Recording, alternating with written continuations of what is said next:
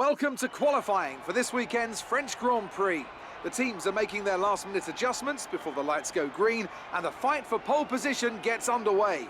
What is up, guys, and welcome back to a brand new video. This is episode number 29 of F1 2018 Career Mode Season number 2. This is the French Grand Prix. Hopefully we can once again gun for the race victory. I think we're on a bit of a streak at the moment. We've won like 3 of the last 4 races, so hopefully we can make this now 3 races in a row that we win. It's really been an upward spiral in form, I'd say, ever since like China, I think it was, when we applied the 2 major levels of downforce. We've just been continuously challenging for podiums and even wins ever since then. So hopefully that form can kind of continue into this race. I know this time last season we kind of struggled and we were just completely outraced, outmatched by our teammate Charles Leclerc. So hopefully we can show what we are capable of. But here we are in qualifying. I believe this is Q2. Setting a 1 minute 28.6, and that just about gets us through to the next part of qualifying. I would imagine the gap down to those outside the top 10 was 5 tenths, so I think that should be fine to get us through. So not quite the luxury of qualifying on the middle compounder tyre. I just thought I'd run with the rest of the AI. It seems like a slightly weaker track versus some others, so don't want to take any risks. I just want to get through and yeah, just not get caught out in qualifying. That's the last thing that I want to do. But anyway, here we are for Q3 now. I believe we can finally do 2 runs. Up until this point, we've only been really doing 1 run in each session, just trying to save the tyres for when it really counts in qualifying. Valtteri Bottas goes and gets provisional pole with a 1 minute 29.0. So it looks like initially the times so far in Q3 are a little bit slower than what they were last session. This always seems to be the case, especially with my teammates. So hopefully we can continue to find pace through the final couple of corners. You can pretty much make up your own lines through the third sector, and it doesn't really matter as long as it's flowing across the line. It is another 1 minute 28.6, so again, matching what we did last session. Charles does a 28.6 as well to complete a Sauber 1-2 at the moment in Q3. So 5 minutes to go. We'll have time to do another run, and we'll see if we can beat our time. I love this first sequence of corners. It's so flowing through here. It's like a roller coaster, and when you get it right, it just feels so satisfying. But anyway, going through the first sector now, you can see we're purple to the first sector. I believe we lose a little bit in the second and third, so hopefully we can find a little bit of time there. But as we come through to this really flowing and twisty third sector, you can see we're up by 3.5 tenths there at one stage. We just compromised our run there through that double right-hander, and then we lost all of the momentum there. Touching the curb a little bit as well. Not great for the exit, and that is pretty much our lap ruin there. We're barely going to improve, if at all, as we go through the final couple of corners. Charles actually went P1 there with his last lap there, and we are not going to improve. So that is the end of our qualifying session. P4 in the end, before everyone completes their runs. Yeah, it's still P4 at the end of the session. So there you go. Bit of a disappointing end to the session. Charles gets his first pole position, I believe, of the entire career mode. So congrats to him, but for us there's just a little bit missing there. I'm just comparing the times just to see where I lost out in that lap.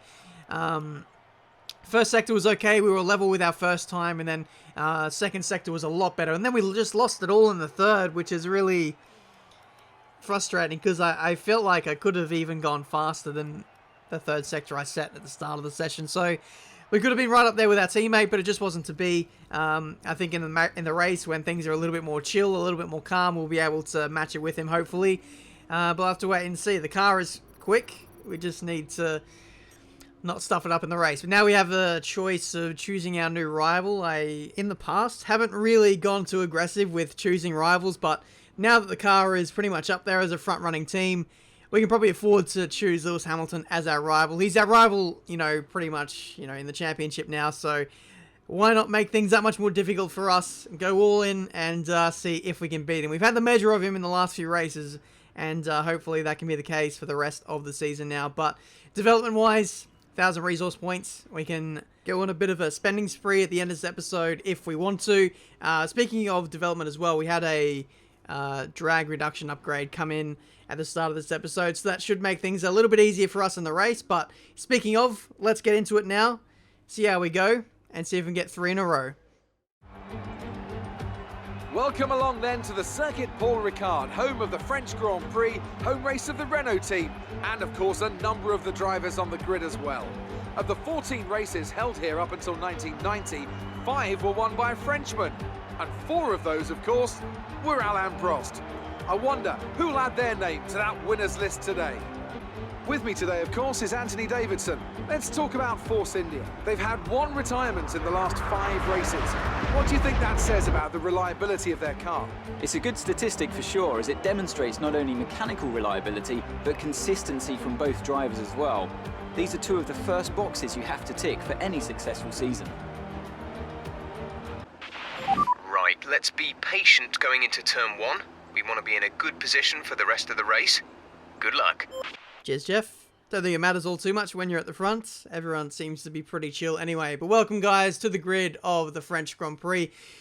We've been served up a 2-stop, Ultras to the Supers twice. I'd imagine when you get served up that strategy, you can probably afford to go onto the hardest compound, that being probably the softs, I'd imagine. So I think we'll try that strategy, or at least load it up into the window anyway, and see if it's faster anyway. But yeah, I want to see if I can get these guys. We may not have the pace over them, maybe, in the race. But with that recent, major upgrade we did to the tyre wear, it might make things a little bit easier for us in the Grand Prix if we do the 1-stop. So it says it's 16 seconds slow, but if you discount that additional pit stop that it's randomly chucked in there that we can't get rid of, it'll mean that the 1-stop is about 8 seconds faster, something like that. I want to imagine that the delta for a pit stop is like 20-odd seconds.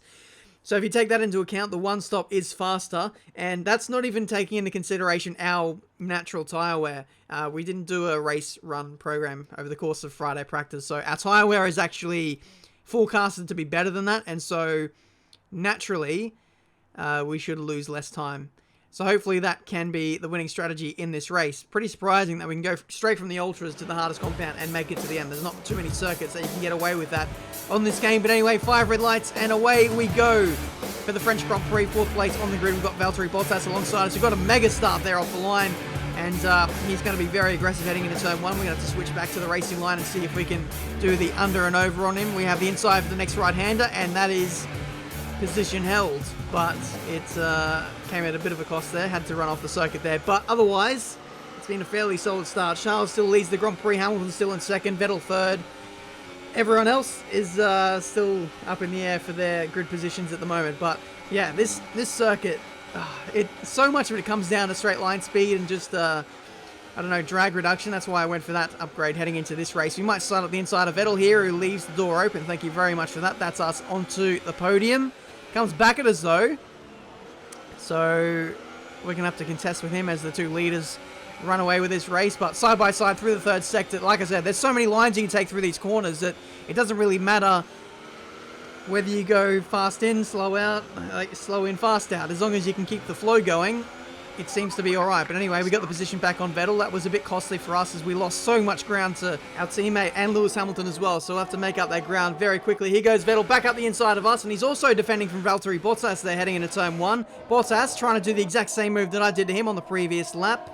And I don't think he's going to hold on. That Ferrari power is going to come through pretty strong there. But yeah, like I was going to say, so much of this circuit comes down to power. It's one of the biggest power circuits on this game. Like, so much of it comes down to battery usage. That is a massive moment between Charles and Lewis Hamilton there, heading into that middle sector chicane. I don't know if he lost some front wing there. I saw something fly off his car.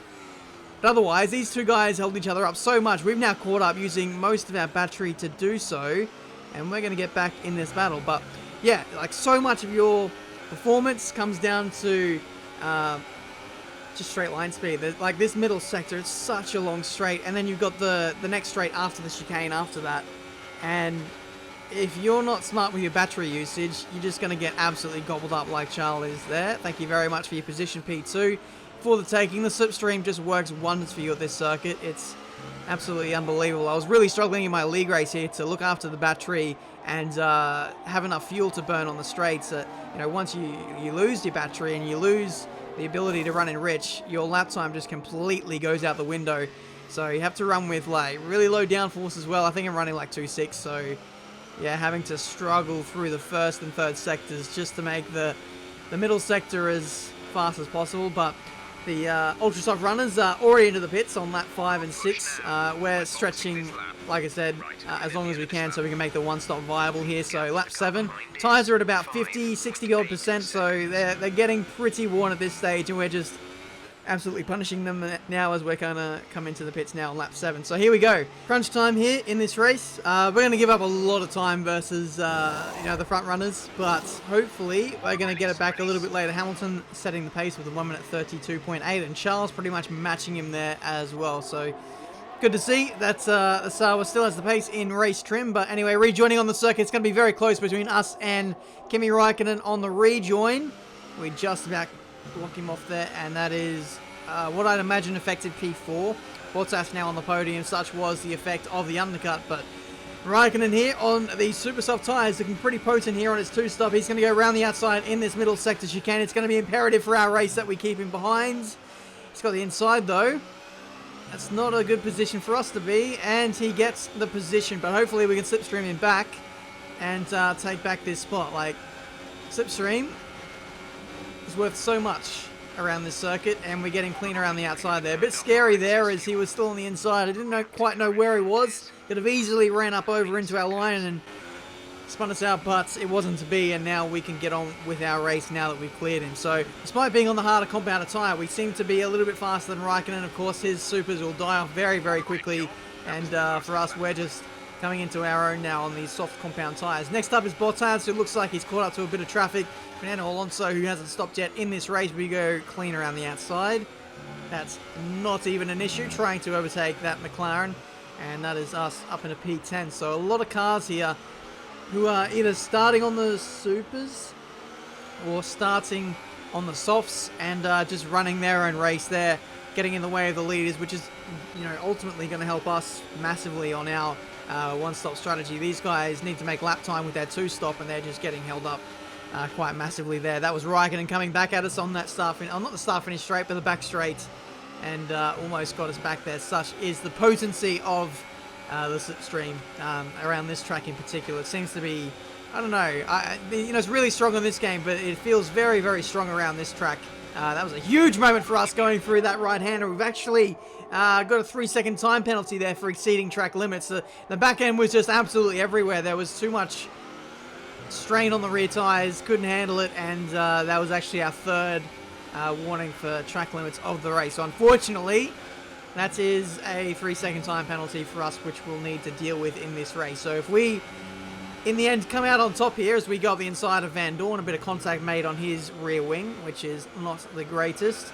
We get him now. But if we do end up getting the lead of this race, we need to win by at least 3 seconds if we do so to make sure that we maintain this victory. But Magnussen and Hartley battling quite hard here on lap 13. And Magnussen up to his usual tricks, I'd say. Let's see if we can get past him now and maybe get a double overtake. Hartley going really slowly in the Toro Rosso Honda as well up the inside. That was a bit of a scary moment as Hartley was hesitating. Didn't know whether to turn in or to just let me go. Thankfully, he did let us go.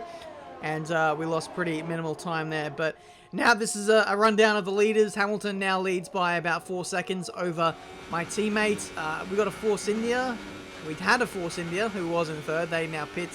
And now you can see these guys are now making their second and final stop of the day. Hamilton up next, and he's stopping on this lap as well, responding 1 lap later to Charles Leclerc. So yeah, for the rest of this race, we have the track position. They're now switching on to soft compound tyres, which is interesting.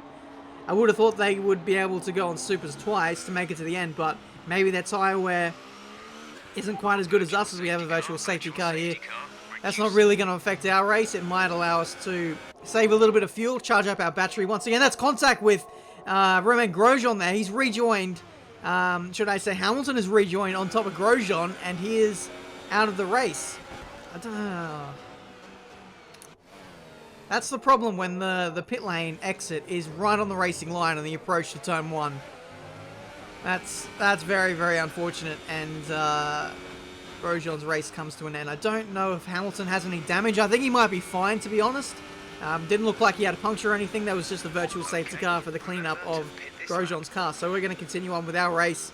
Freshly charged up battery, a little bit of fuel saved, but not too much. We've only got 0.1 of a lap, so we can't really afford to push all too much, and we need to look after our tyres for the remaining laps of this Grand Prix. That's Hamilton now moving into third place, I believe, overtaking Esteban Ocon. He's still got Sergio Perez up next to overtake for P2, so even though these guys have made their final stop now, they're on faster tyres, they still need to clear a little bit of traffic. Esteban Ocon gets overtaken by my teammate now, and Sergio Perez is up next to be overtaken by both the race leaders contesting for this race victory. And here goes Hamilton just a couple laps later. Slipstream DRS, this is going to be a pretty easy overtake for him to execute, and he now has P2. And now there's no car separating us and Hamilton with 4 laps to go. The gap though is still like 10 or 11 seconds, so yeah, they've lost a lot of time doing the 2-stop. We've been able to maintain a really consistent pace despite being on the older tyres and not having too much fuel to play with.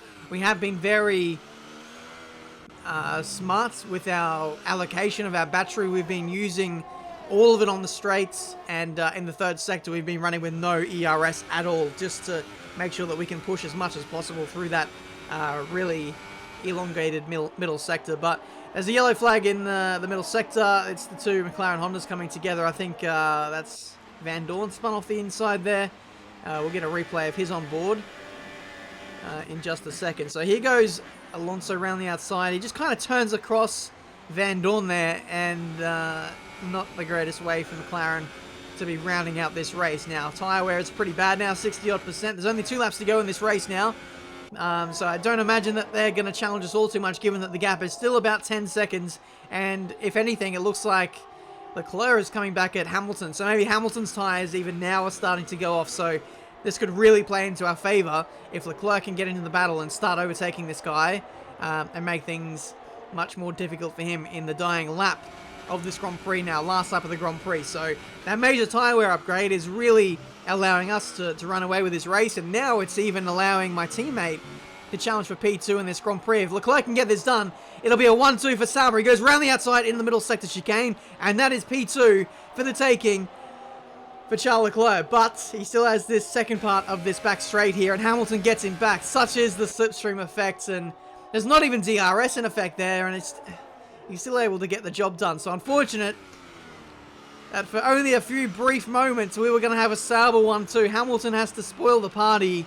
It'll be a Sauber 1-3 though. But that is our 3rd race win in a row. What a day. You worked hard for that one. Congratulations.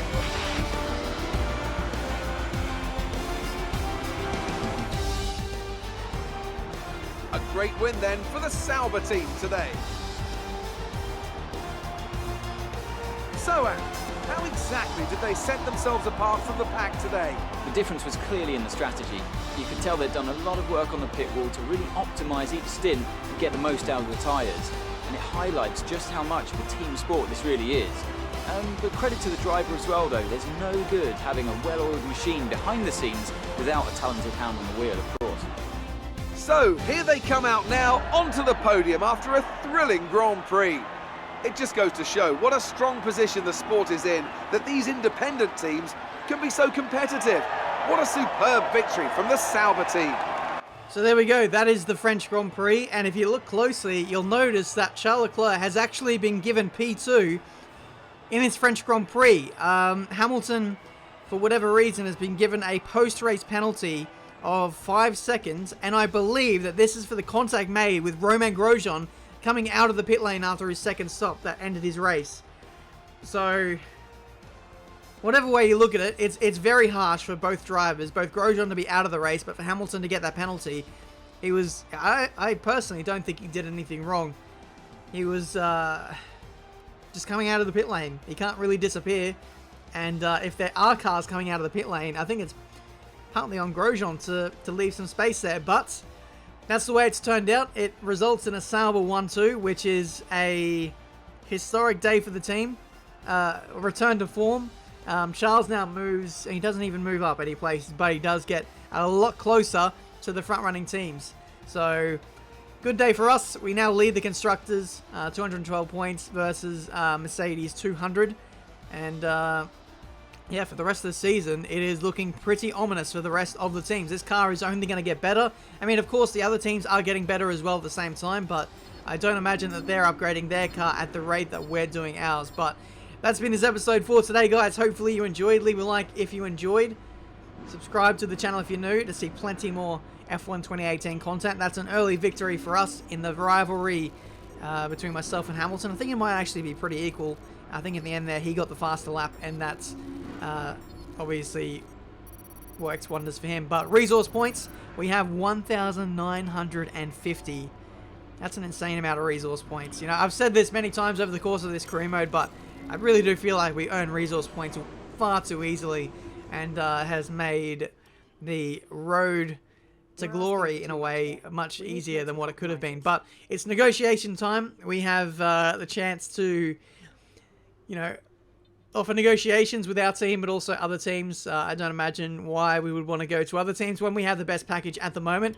We went full aggro, tried to get the best contract we could. We're still not at that level, a season and a half into it, but we had to compromise on the simultaneous development, only 3 upgrades per department, and we had to go with 20% pit stop efficiency, which is, you know, absolutely fine. There's no way we're going to upgrade even 3 components of a department anyway in one weekend, so it's not like we're really missing out on all too much. But otherwise, it's been a good weekend. We're going to spend some of those resource points now. I think in terms of upgrades to the car, you can see we've done a lot to chassis.